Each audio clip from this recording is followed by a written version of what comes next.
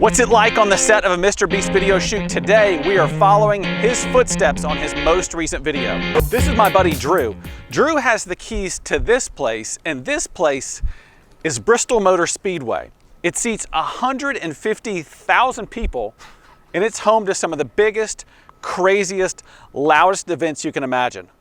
Drew was right here for every minute of the MrBeast shoot, and he's going to take us behind the scenes to let us know how it all happened.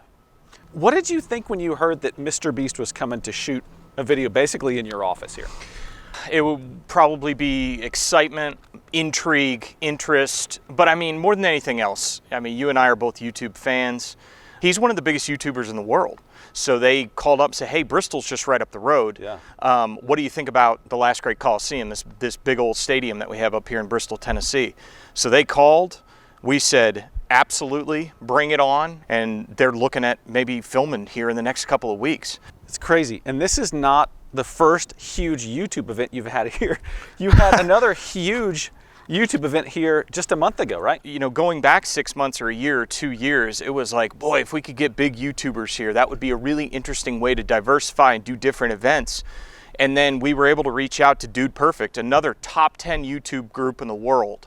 And we reached out to Dude Perfect in the spring about, hey, you want to film here? You want to do an event here?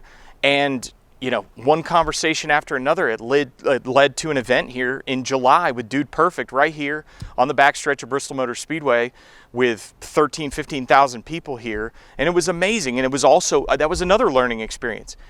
To watch them work for 3 days on how they film and their process and everything was amazing. And then not 4 weeks later did we have another top 10 YouTuber in the world, MrBeast, come here with his whole team and film a gigantic, one of their biggest contests ever, right here in the stadium. What I learned from our team and watching these guys work was that Jimmy was monomaniacally focused on the hook first, and then how the video evolved as an action film of how do we keep the suspense. Thinking in advance, how is this gonna make it to film and how is it gonna look? He understands that the hook is all about flash and telling you exactly what's about to happen. If your audience on YouTube is older, and it's older men or it's older women, they may not need that, but they still need something that's going to tease them or get them excited about watching the rest of it. So they spent a ton of time working on just the hook. So Drew, while they were here, how much could you tell about the story that they were going to tell? Could you tell anything about what the finished product was going to be? It was hard to see in the moment, but I know you could observe that story was an incredibly important part of it. So with any good story, you've got, you know, a hook, then you meet the characters. Then there's the stakes, right? It's what's at stake. So it was $500,000. You could see it unfolding before your eyes, that how they were gonna build the video, because they were gonna build it from, we're in this big zone, people are spacing out, it's long, it's tiring, and then they're gonna go, okay, we're rapidly increasing the drama and suspense down to a final moment. Now, it's all authentic. I mean, it is like whoever wins, wins. Yeah. So this was not set up. This isn't, you know, this wasn't WWE. It was like unfolding right before your eyes. What do you think a video creator like me or somebody else who's out there just trying to make better videos can learn from what you saw? Preparation, an advanced team or advanced, just deep thought about what's the shoot going to be and what's the story that I'm going to tell.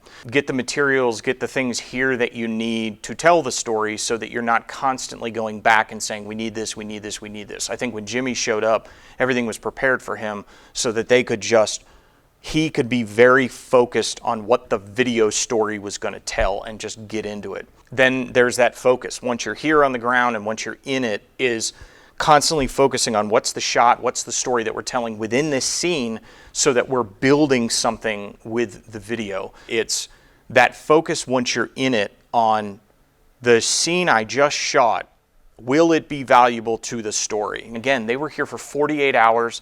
They probably shot for 20 or 24 hours for a 10 to 15 minute video. So preparation, focus, the hook, spending so much time on, and we haven't even talked about thumbnails and titles, but Jimmy, the MrBeast team, is the best at that click-through rate, that great thumbnail, that great title that gets you there, and then it's the hook. What's, in context, the hook for your audience? Like, Jimmy knows his audience at this point. He knows what works. He's an analytics nerd like you and I are, that we look at that first 10 seconds really obsessively to see what did this keep them? Did the retention stay high? So you've got to look at the hook and you've got to say, what does my audience need in the first 10 seconds? Maybe it's just a really suspenseful scene.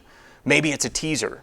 Or maybe for Jimmy, it's telling his audience, this is exactly what's going to happen. In this video, someone is going to win $500,000.